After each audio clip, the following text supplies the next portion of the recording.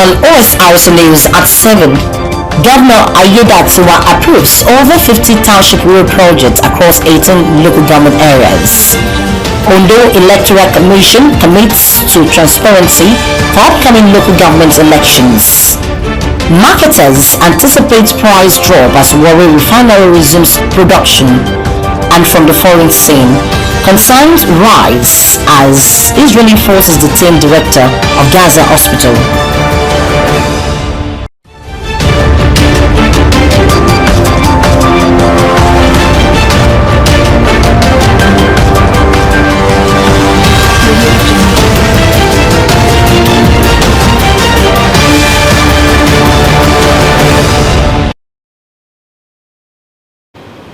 Compliment of the season, and thank you very much for joining us tonight on the news at 7 on Osrc television. My name is Oyewumi Ayinubara. Ondo State's Governor Lucky Aiyedatiwa has approved over 50 township road projects across the state. The governor, in a statement by its Chief Press Secretary Ebenezer Adenio, gave approval with the release of funds for the reconstruction, asphalt overlay and rehabilitation of over 50 selected township roads across the 18 local government areas of the state. Speaking on the developments, the special advisor to the governor on infrastructure, Ayuade Babalola, said Governor Aiyedatiwa noted that investing in road infrastructure is essential for building a strong, driving economic growth and improving quality of life. He added that the contractors awarded the newly approved road projects have been mobilized to begin work, and those projects will run together with the ongoing road projects of the outgoing Akeredolu Aiyedatiwa administration. Meanwhile, residents along Oda and Ijoka roads are urging the state government to expedite road completion due to health concerns from airfield dust, especially during the Harmattan season. Osrc's Omoriola Umbiji reports that the Ondo State government is aware of these issues and has assured residents that ongoing projects will be completed as scheduled. The special advisor on infrastructure confirmed that construction is in progress with quality materials being used and a commitment to timely delivery. Her reports. The 8.135-kilometer Ijoka Road project, which began 6 years ago at the High Court axis, is nearing completion, with Connect Hospital Road and Oluwatuli with asphalt laid up to Ijomino, while earthworks and culverts are almost finished for the remaining section. Designed to link Idoy town to Akure and end at Okeya roundabout, the Ijoka Road aims to facilitate smooth transportation between these towns. Residents have praised the state governor's efforts, but urged for a swift completion as only a few kilometers remain.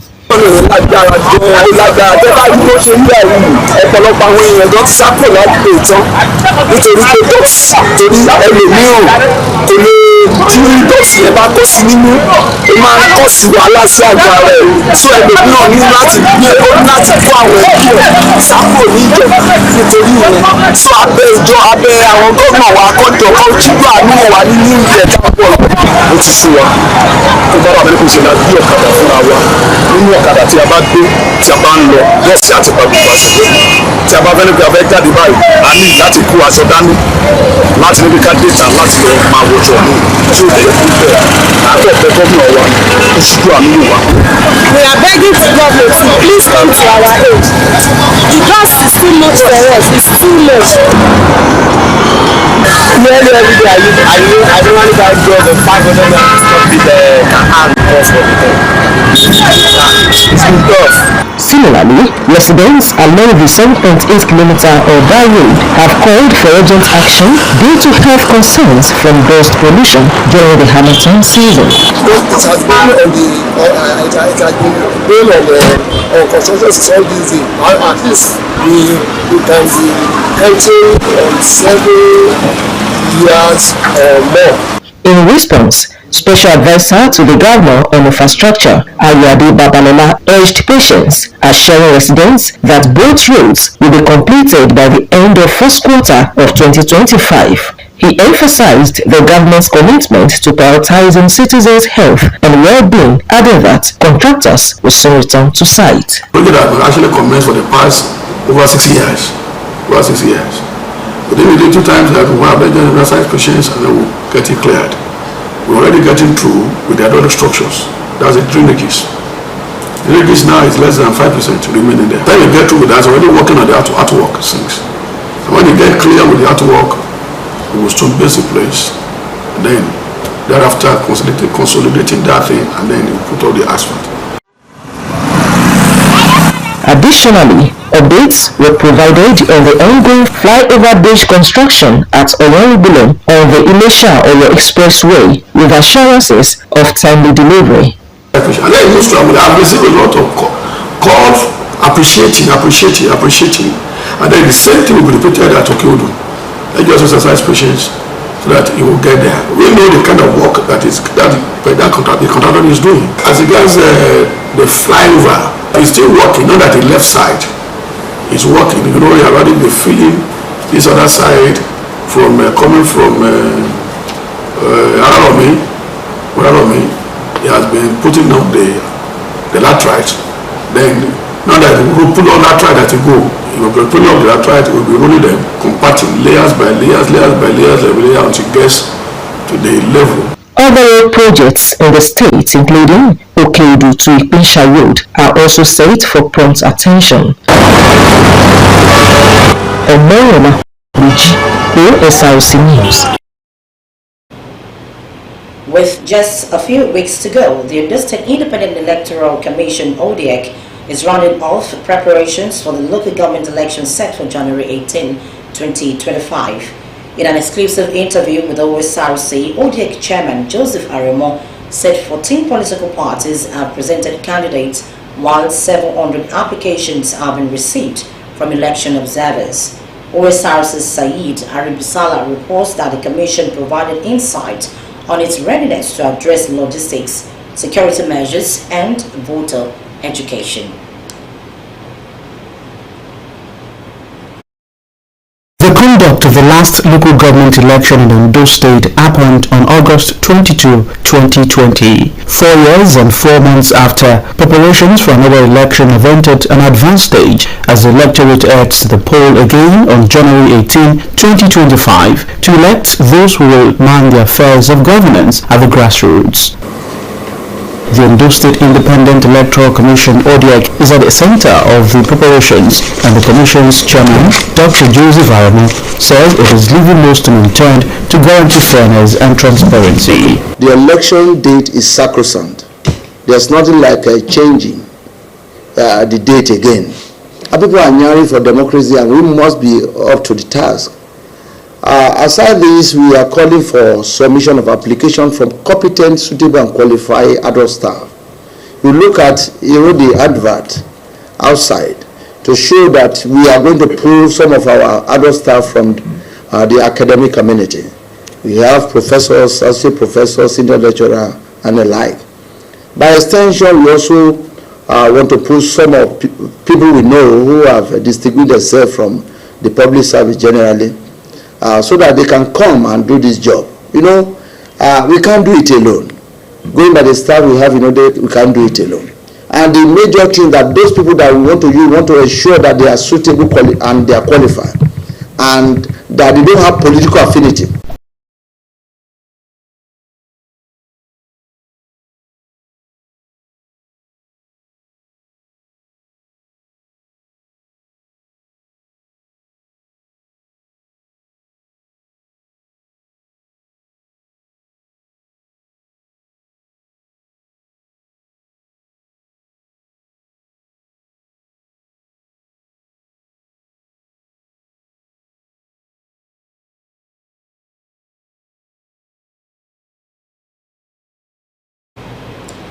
You're still watching Osrc News at 7. After the break, marketers anticipate price drop as Warri Refinery resumes production.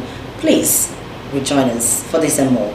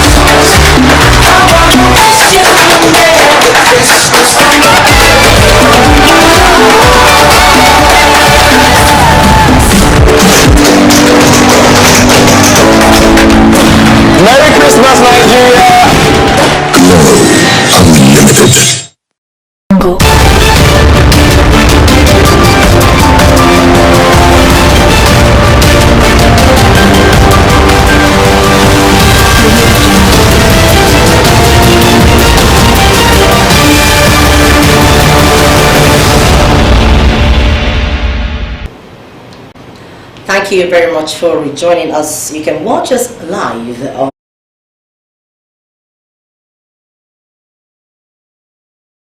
or follow us on Facebook at Osrc TV, and on YouTube you can subscribe to our channel Osrc TV Ondo. It was a very busy and eventful year for Nigeria as the year 2024 comes to a wrap, from politics to academics, economics and security, among others. It has been a tale of the good, the bad and the ugly. Our correspondent Kule Ario takes a look at some of the major events that shaped the year. In 2024, Nigeria witnessed pivotal events, including a national minimum wage increase, widespread protests against economic reforms, and other occurrences that popped up controversies and deep talks on the nation's socio-economic and political landscape. The federal government increased the national minimum wage from 30,000 naira to 70,000 naira, while Ondo State Governor Loki Ayedatiwa jacked up the salary payment to workers in the state to 73,000 naira as minimum wage. It was a deliberate move to cushion the effect of inflation and economic hardship occasioned by subsidy removal and currency devaluation. The route leading to the minimum wage increase was preceded by a nationwide strike by the organized labor.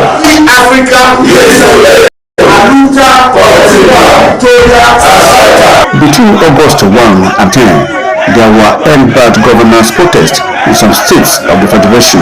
The protests reflected Nigeria's frustration over soaring food prices and the rising cost of living. Various economic reforms intended to stabilize the economy further deepened the food insecurity and inflation, a situation President Bola Ahmed Tinubu described as temporary but necessary. Within the year, Nigeria adopted a new national anthem, Nigeria VOD, replacing Arise O Compatriots, which had been used since 1978.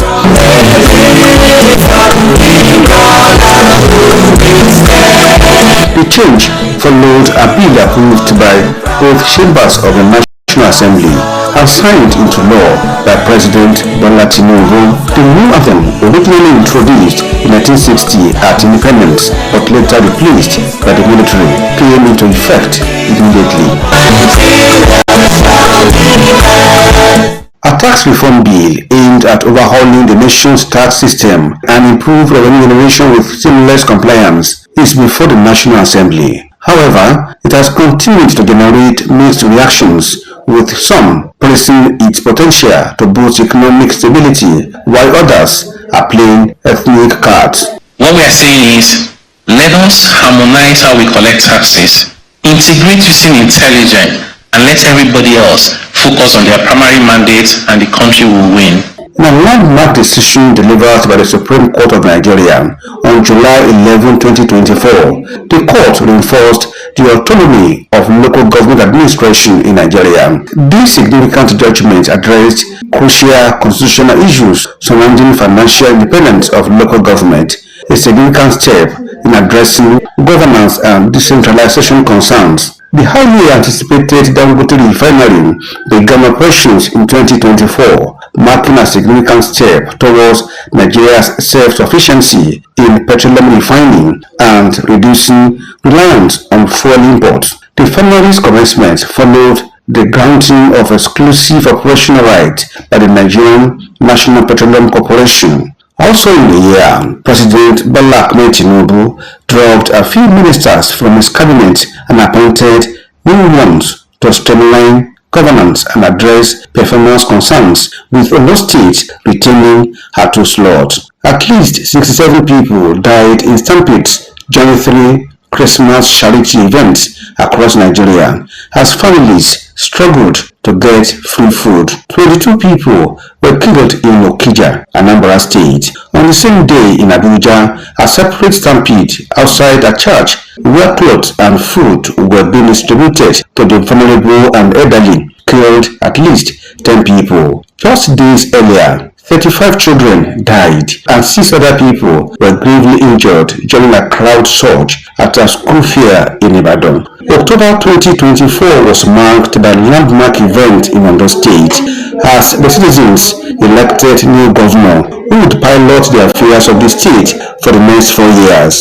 The 2024 governorship election came with several twists that make it holistically different from other elections conducted in the state since Nigeria returned to democracy. The election, no doubt, witnessed a lot of intrigues and political maneuverings. The incumbent governor, Loki Ayedatiwa, was announced winner of the election by the Independent National Electoral Commission, INEC.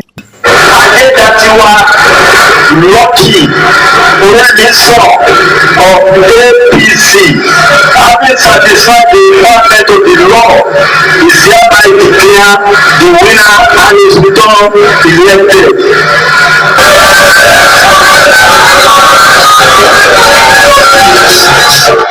Going down memory lane, the past 12 months remember us, the good, the bad, and the ugly events that played out this year. Kunle Awiyo, Osrc News.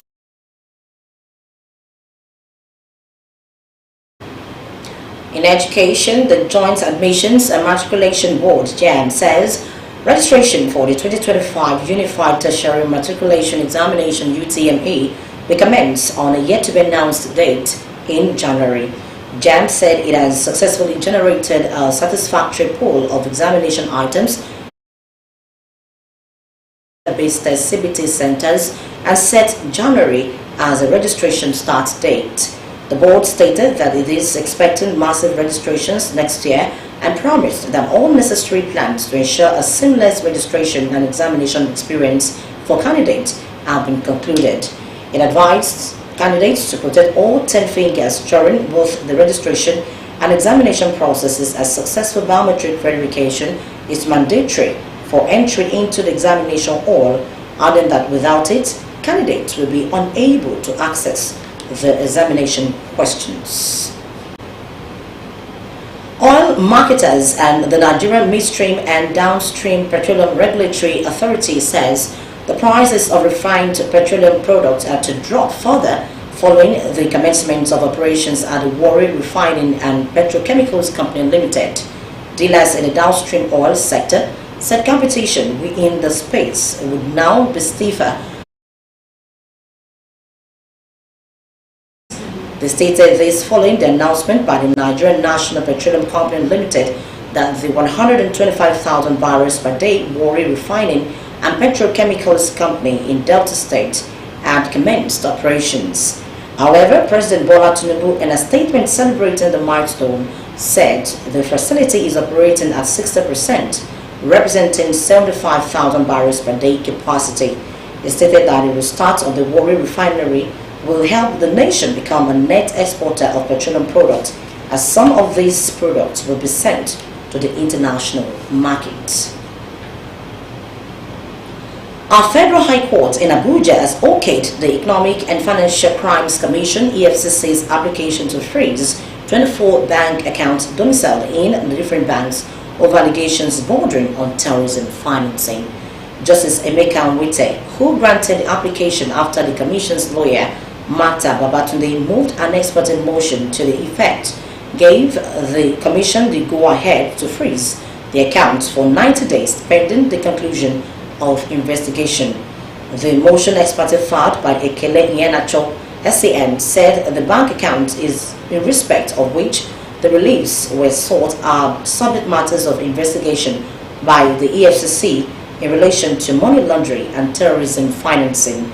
He noted that there was need to preserve the funds and identified bank accounts pending the conclusion of investigation and possible prosecution. The federal government has reiterated its commitment to peace, stability, and regional harmony in West Africa amidst recent statements from Niger's President Abdurrahman Tchiani, which Nigeria views with concern. In a statement, Nigeria's Minister of Foreign Affairs, Ambassador Yusuf Maitama Tuga, stressed the country's desire for dialogue as a cornerstone of sustainable solutions. Tuga said Nigeria has no intention of undermining Niger's sovereignty and security, instead choosing to strengthen their historical and cultural ties. He also explained that those enduring connections are reminders of both countries' intrinsically linked destinies. The late Amos Ayekomilogbo has been described as a respected and beloved leader known for his service, integrity, and commitment to the welfare of his people. The deceased's family and friends gathered to bid final farewell at Odiayi in Okitipupa local government area of Ondo State. Osrc's Abidemi Akerutoye reports that Chief Amos Ayekomilogbo was the father of Mr. Femi Ayekomilogbo, a staff of Osrc. The report is presented from the studio. The burial ceremony of Obajorewa of Aye Kingdom, Amos Ayekomilogbo, was a fitting tribute to a life of service, dedication, and commitment to the well-being of others, as a wide range of people came to pay their respects and honor the legacy of a truly remarkable individual. The burial ceremony at Diocese of the Coast Anglican Church in Odiayi, led by Akiton Japhet, was a fitting sermon, as all were advised to be accountable to God in all doings.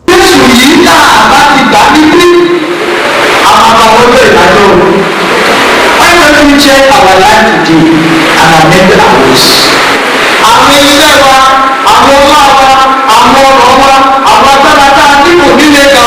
The graveyard at the deceased resident in Odiayi was a sudden moment as Chief Amos Ayekomilogbo body was laid to rest.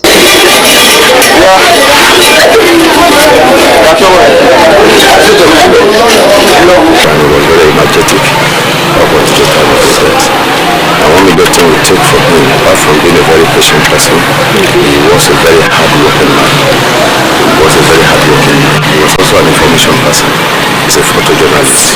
So he was known to be a very hard-working man. He's a person that loves people. He always wants to assist no matter how small, based on his capacity.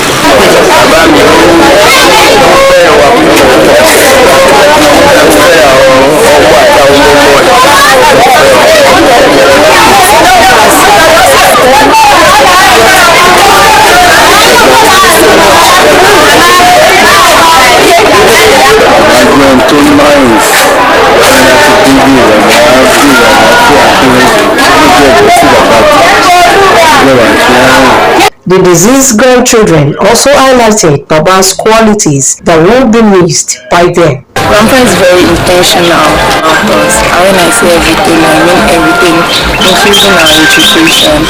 His love towards us is overwhelming.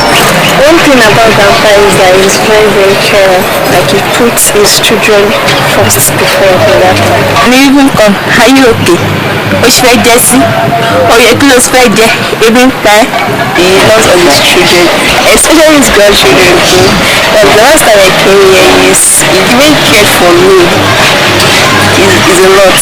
I will miss a lot about him.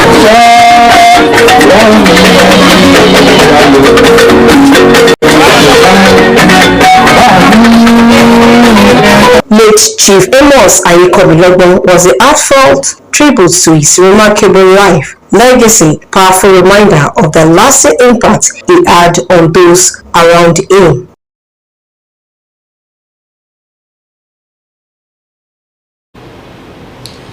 And now to the foreign scene. Footage filmed by the Israeli military as a march showing the moment before Usman Abu Safia, 51, was detained. The whereabouts of Kamal Adwan Hospital's director remain unknown, leading to his family's pleas for his immediate release. The Israeli military said on Saturday that Abu Safia was held for questioning on suspicion of being Hamas terrorist operative. It arrested more than 240 people from the hospital premises. Blessing tells us more. This is one of the last known images of Usman Abu Safia before he was detained by Israeli forces. working towards the very tanks that have destroyed Kamal Awa Hospital, where he was director, and the surrounding areas.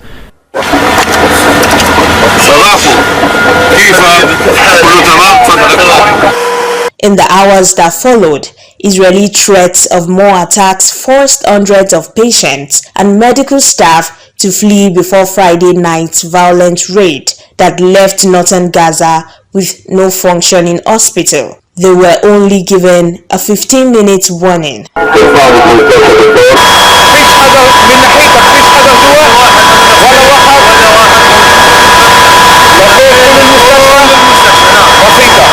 Since Israel's siege in the north began nearly 3 months ago, the specialist pediatrician defied countless Israeli orders to close the hospital, determined to treat injured Palestinians despite him being wounded in Israeli attacks too.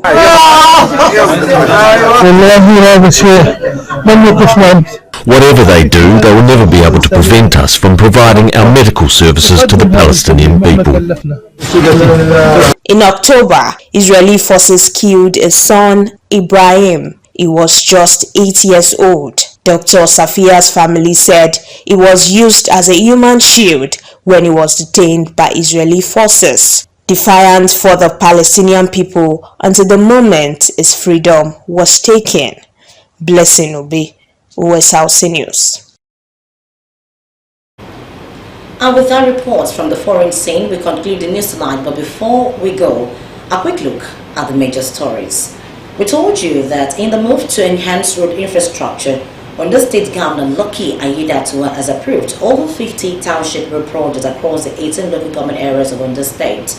The governor stated that initiative is aimed at building a strong foundation for transportation system and improving quality of life. The Ondo State Independent Electoral Commission has reaffirmed its commitment to ensuring transparency and fairness for upcoming local government elections. The Commission emphasized its readiness to address security measures, logistics, and voter education. And we also told you that marketers are anticipating that the prices of